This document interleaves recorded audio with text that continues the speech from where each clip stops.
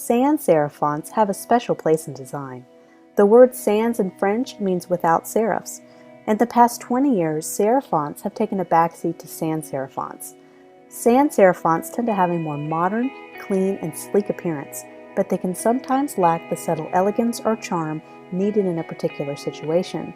But if you want a modern, clean look, then a sans serif might become your best friend. Sans serif fonts are fonts that lack the serif or tails or accents at the end of characters.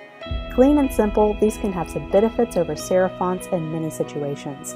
They can convey a sense of modernism and minimalism. Sans serif fonts originated at a much later date than its serif predecessor. That's because the use of digital and computer screens required a more clean and simple font. Back when computers had a low-resolution display, the small details in serif fonts were lost, and thus the need for a more simple sans serif font. Sans serif fonts are fantastic for big, bold headlines. Take for instance this poster design.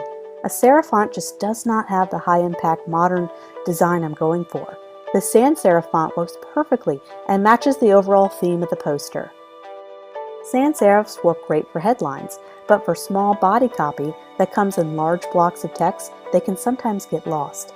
They are great for websites and digital mediums, and that's what they're designed for.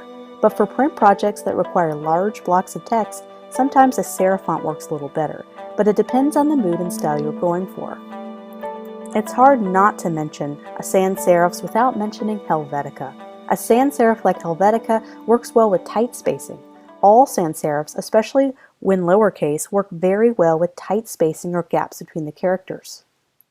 Futura is a geometric style of sans serif. They tend to be mathematically precise, with its perfect round curves and circles. The Google logo is very close to Futura, although they added their own flair, of course.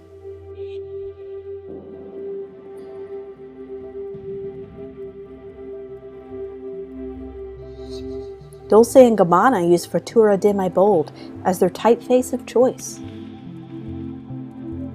Avant-Garde is a font you may have seen several times in your lifetime, as they use that in all lowercase for the Adidas logo. Also notice that it's all lowercase and they're using tight spacing, and this looks nice and works really well. Many companies that try to reinvent themselves in the modern era will sometimes switch their font from a serif to a sans serif to show an adaptation to the digital modern world. Google is a great example of this in action. I remember seeing the old Google font in the early days of the internet with its old style serif font. Of course, after a recent rebrand, they switched to a sans serif font, and it really helps to make the logo feel more sleek, fresh, and revitalized. Now that we know some of the basic typefaces and some of their uses in design, we're ready to learn about how to space them, learn what kerning is, and how font weights can dramatically impact a design's mood and feel.